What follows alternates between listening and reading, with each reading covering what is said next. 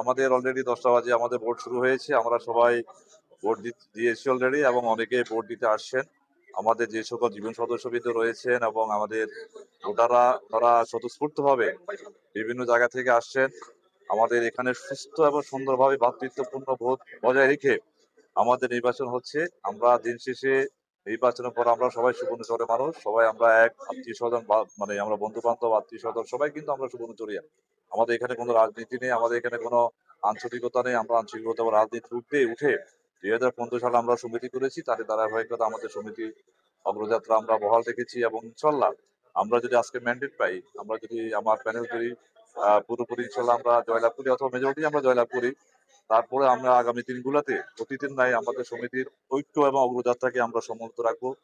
এই দৃঢ় প্রত্যাশা আমরা সবসময় ব্যক্ত করি এবং আমরা আমাদের যদি আমার প্যানেল ফুল প্যানেলে জয়ী হয় অথবা মেজরিটি যদি আমার প্যানেল আসে, আমার অপোনেন্ট প্যানেল যারা রয়েছেন তাদেরকে নিয়ে আমি ঐক্যবদ্ধভাবে আগের মতো ফারুক ভাই নেতৃত্বে আমরা আমাদের কার্যক্রম সমিতির কার্যক্রম চালিয়ে যাব।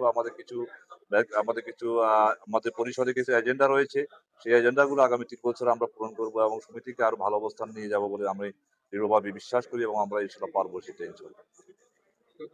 আমি এই সমিতির জন্ম ২০১৫ সালে। প্রতিষ্ঠা লগ্ন থেকে আমি প্রথমে ৪ বছর আমি সিডিএ সহসভাপতি ছিলাম। তারপরে ২ টা ট্রেনিংয়ের জন্য আমি ৩ বছর ৬ বছর আমি সেক্রেটারিয়াত ছিলাম এবং এখনো রানিং আমি সেক্রেটারি। পাশাপাশি আমি আমাদের এবারে ত্রিবার্ষিক নির্বাচনে সুবর্ণ অস্তর উপজেলা সমিতির জন্য আমি সভাপতি পদপ্রার্থী হয়েছি আমার প্যানেল নয়ন সৌরভ প্যানেলের পক্ষ থেকে। আমরা যদি নির্বাচিত হই আমাদের অনেক আহ কাঙ্ক্ষিত অনেক কাজ রয়েছে আমাদের কাজ করার, বিশেষ করে আমাদের লাইফ মেম্বার করার ক্ষেত্রে আমাদের অনেকগুলো ভূমিকা রয়েছে। আপনারা বিশ্বাস করবেন কিনা জানি না, আমাদের যে ১২৬ জন লাইফ মেম্বার, এই ১২৬ জনের ভিতরে ১০০ জনকে আমি আর ওসি ফারুক ভাই তৎকালীন এখন এসপি ফারুক ভাই আমরা মানুষের ধারে ধারে গিয়ে আমরা লাইফ মেম্বার করতে হয়েছে। সবার ধারে ধারে গিয়ে কারো বাসার নিচে আমরা ঘন্টার পর ঘন্টা বসেছিলাম, তারপর লাইফ মেম্বার করেছি। এখন অনেকে অনেক কথা বলে লাইফ মেম্বার হয়নি কেন, এটা হয়নি কেন। আসলে এটা বলা ইজি কিন্তু করাটা খুবই টাফ।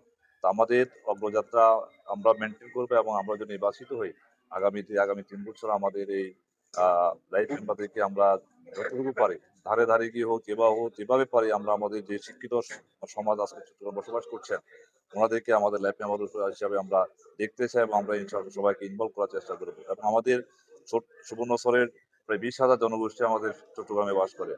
আমরা তো সবাই ২০,০০০ জনগোষ্ঠীকে একসাথে করতে পারি না, বাট আমরা আমাদের অ্যানুয়াল প্রোগ্রামগুলোতে আমরা মিনিমাম ৫-৭ হাজার লোকজনকে আমরা প্রতি বছরই অর্থাৎ যে বছর আমরা প্রোগ্রাম করতে পারি সেই বছরে আমরা কিন্তু একসাথে করি, সবাই সাথে আমরা মেলবন্ধ সৃষ্টি করি এবং আমাদের যে সুবর্ণচরের যে নারীর টান সেটাকে আমরা সবসময় বহাল রাখার চেষ্টা করবো ইনশাআল্লাহ।